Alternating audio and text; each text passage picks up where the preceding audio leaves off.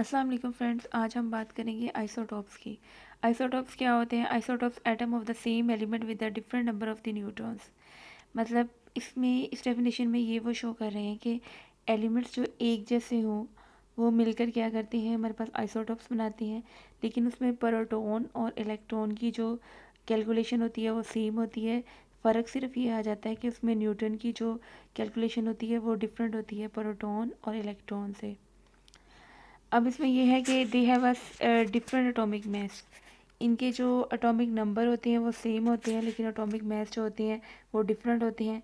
The mass charge changes but the charges does not. अब इसमें यह है कि मास जो होता है वो चेंज हो सकता है, लेकिन जो इन पे चार्ज होगा वो चेंज नहीं होगा। अब हम यहाँ पे बात करेंगे हमारे पास कौन कौन से। फर्स्ट ऑफ ऑल तो हम ये यहाँ पे देखते हैं कि हमारे पास दो टाइप्स के या टू टाइप्स के आइसोटॉप्स होते हैं। आइसोटॉप्स में कौन कौन सी कैटेगरी होती है? हमारे पास स्टेबल आइसोटॉप्स होते हैं और रेडियो एक्टिव आइसोटॉप्स होते हैं।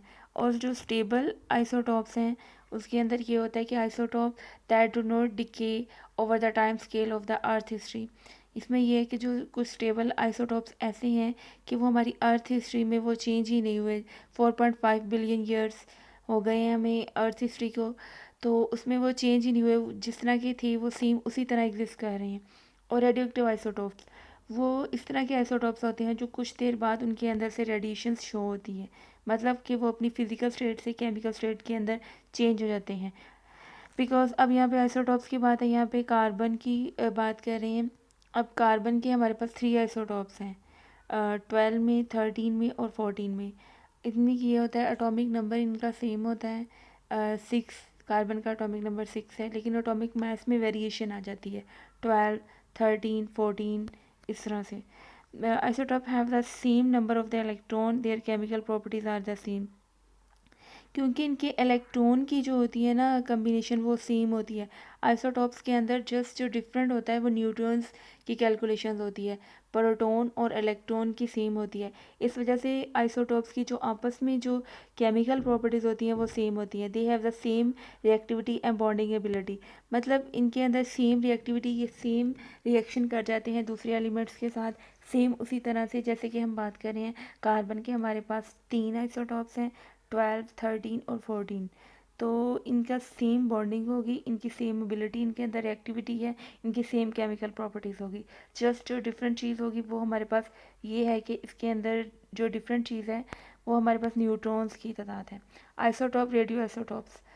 अब रेडियो आइसोटॉप्स के बारे में हमने पहले ही बात की। वो एलिमेंट्स या वो हमारे पास न्यूक्लाई जो कि अपनी शेप में नहीं रहते, आइसोटॉप्स में चेंज हो जाते हैं कुछ अरसे बाद, तो उसको हम कहते हैं रेडियो आइसोटॉप। रेडियो एक्टिविटी जो इनके अंदर जो स्पॉन्टेनियसली जो अमल होता है उसको हम कहते हैं रेडियो एक्टिविटी।